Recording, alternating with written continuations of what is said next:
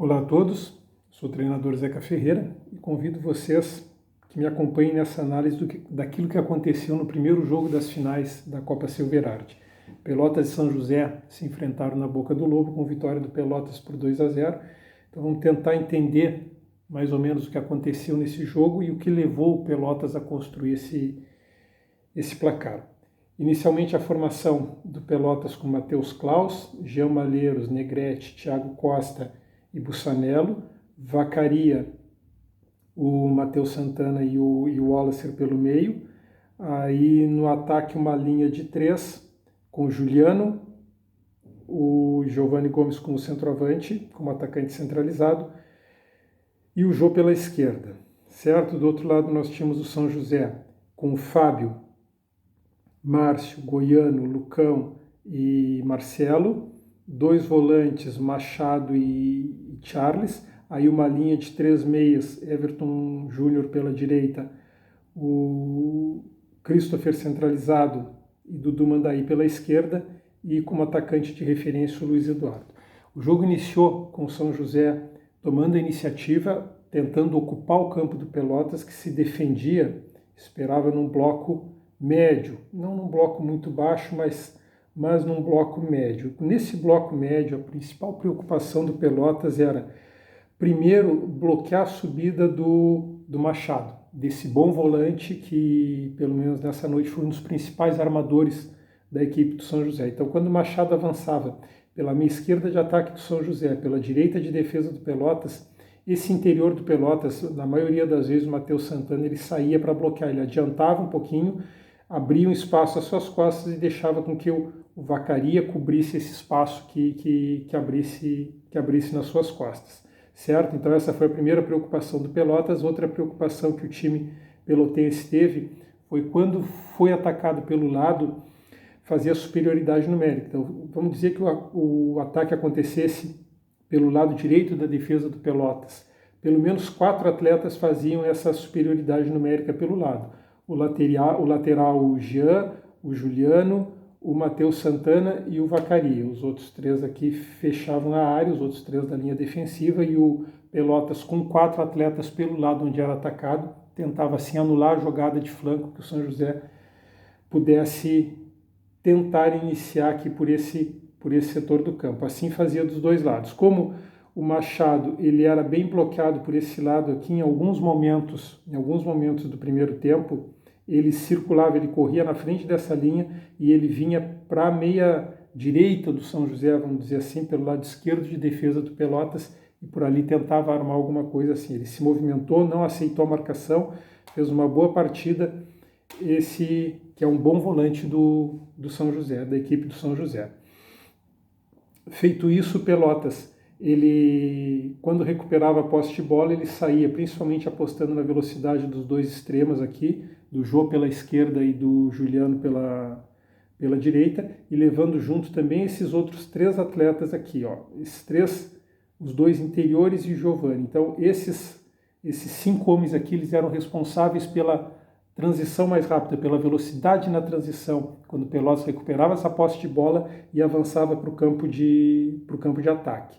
Certo? Essa transição era feita, em alguns momentos ela foi tão rápida que a linha defensiva ficou um pouquinho para trás. A linha defensiva ficava um pouquinho para trás, oferecendo um espaço entre linhas aqui. E muitas vezes, nessa saída, um erro de passe do Pelotas ocasionou que o São José recuperasse a bola e, trabalhando nesse setor aqui, aí também agindo com velocidade contra a defesa do Pelotas, que estava um pouquinho afastada, levasse perigo para o gol Auricerulho. Tá certo? Basicamente esses movimentos. Agora vamos olhar um pouco sobre a ótica do São José. O São José me pareceu um pouco estático nas suas ações ofensivas, com pouca mobilidade. Então, como era um time também que tem uma saída muito rápida, eu acredito que o Pelotas inteligentemente ofereceu a bola para o São José, e no momento que ofereceu a posse de bola para o São José, tirou dele também a transição rápida, obrigou que o São José fizesse um jogo posicional, e assim ele fez. Só que esse jogo posicional ele foi levado a um extremo, onde seus homens de movimentação na frente, eles ficaram muito estáticos. O Dudu Mandaí ficou muito estático. A gente era acostumado a ver o Dudu atacando esse espaço, ele vindo de trás da primeira linha defensiva, atacando esse espaço, chegando na frente ali para uma jogada de fundo para finalizar uma jogada, e ele ficou muito estático, muitas vezes recebendo uma bola de costas. Aqui o próprio Christopher circulou pouco entre as linhas, ele não se desprendeu da linha defensiva do Pelotas. O Everton, pelo lado oposto, o Everton ele não estava levando vantagem no 1 contra 1 ali contra o Bussanello. Então, me pareceu o São José, nesse primeiro momento, ele me pareceu um pouco sem mobilidade, meio que descaracterizando aquilo que o São José vinha mostrando nas atuações anteriores ao longo dessa mesma competição, certo? Basicamente, o primeiro tempo se desenhou assim até que cedo, com 9 minutos, muito cedo inclusive, com 9 minutos, o Pelotas chega ao primeiro gol. E aí, tendo a vantagem no marcador, esse bloco médio e o fato de entregar a bola ao São José passou a fazer ainda mais sentido. O Pelotas passou a se defender com muito mais razão e apostar muito mais ainda na sua transição. Tanto ele jogava assim a posse de bola que o gol ele sai numa jogada que vem aqui do goleiro, a quebrada procurando o Giovani, a partir daqui tem um lance lateral, na sequência desse lateral tem um escanteio e a partir daí uma finalização do Giovani, uma finalização rasteira, cruzada, bola muito difícil para o goleiro. O goleiro, obrigatoriamente, nesse tipo de finalização, ele tem que dar um rebote para dentro da área, pelo ângulo que a bola chega no gol. Deu o rebote para dentro da área e o Matheus Santana foi feliz, abriu o placar, fez 1-0, mas eu quero dizer que o Pelotas não chegou aqui na área na região de ataque, não chegou construindo, chegou com uma ligação direta, ou melhor, chegou construindo a partir de uma ligação direta e não da movimentação dos seus jogadores. O primeiro tempo terminou assim, sem maiores alterações na disposição tática e na proposta das equipes também. E aí veio o segundo tempo. No segundo tempo, o São José foi o mais São José que se conheceu. Nos primeiros 15 minutos de jogo do segundo tempo, o São José, a meu ver, foi bastante superior e aí usou aquilo que eu referi há pouco, que no primeiro tempo faltou um pouquinho. O que faltou no primeiro tempo?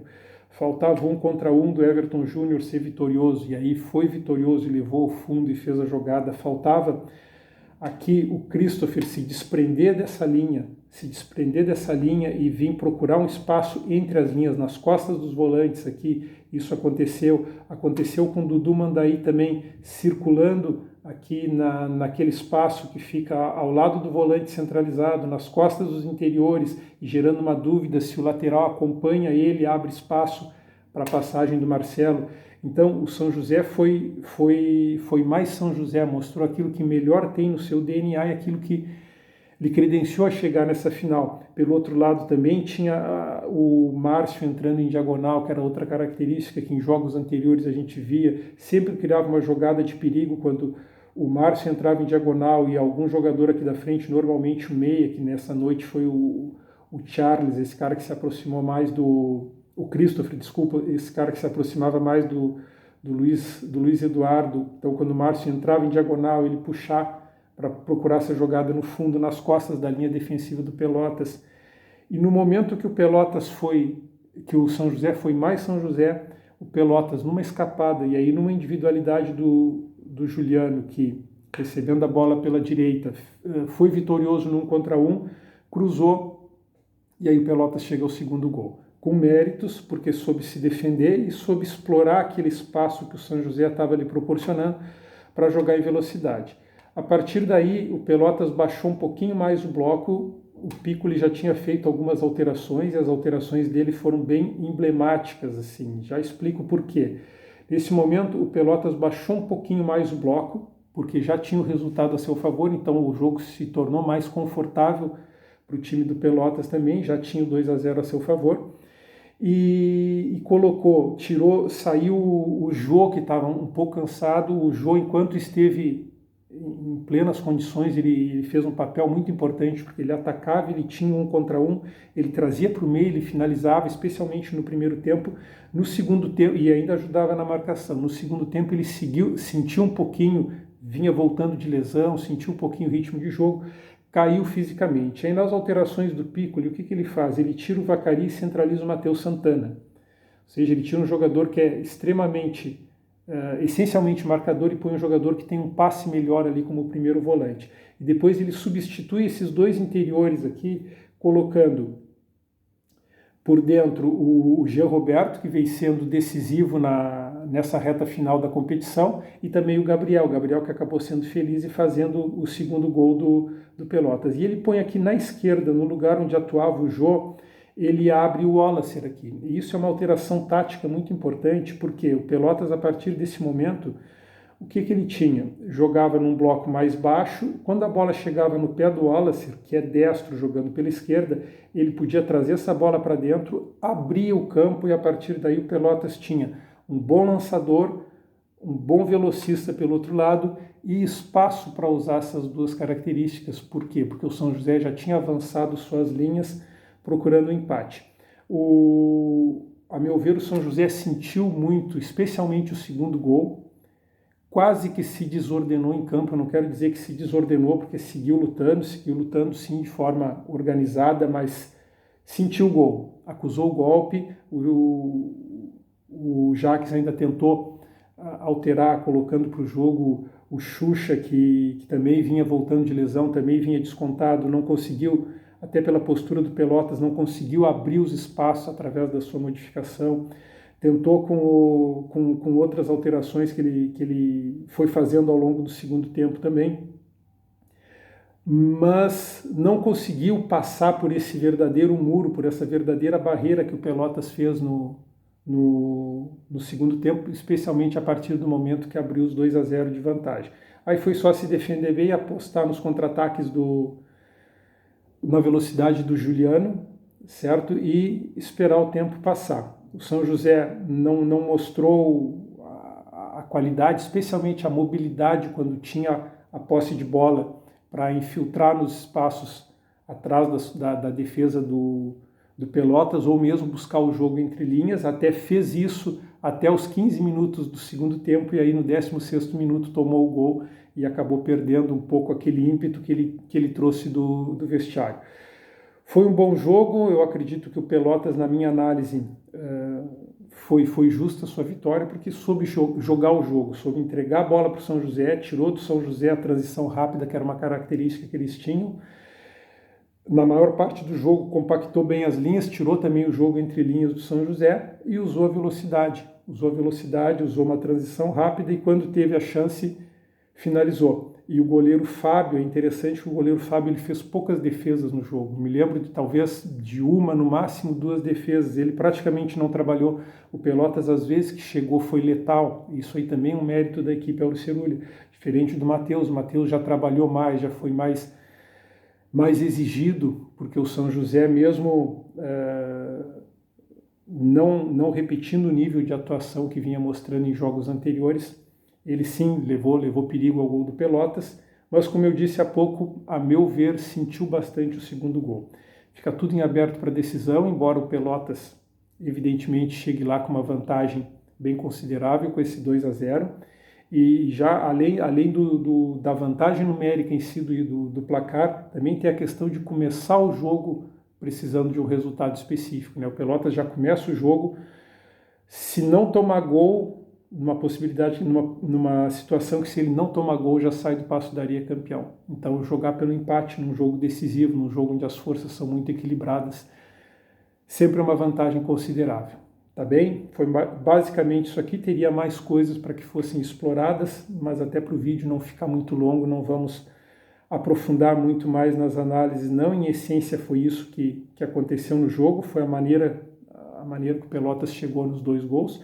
A decisão vai em aberto para Porto Alegre, vamos ver se lá no seu estádio, se o São José consegue fazer valer o fator local, repetir o nível de atuações que vinha fazendo até então na Copinha, e a partir daí brigar pelo título com mais força. Mas vamos ter uma boa final, um jogo bem equilibrado, independente do vencedor, vai ficar em boas mãos o título, porque tanto Pelotas como São José são equipes onde quando nós analisamos em campo, a gente vê que tem trabalho por trás daqueles jogadores que estão em campo ali. Tá bem? Um grande abraço a todos, obrigado pela atenção.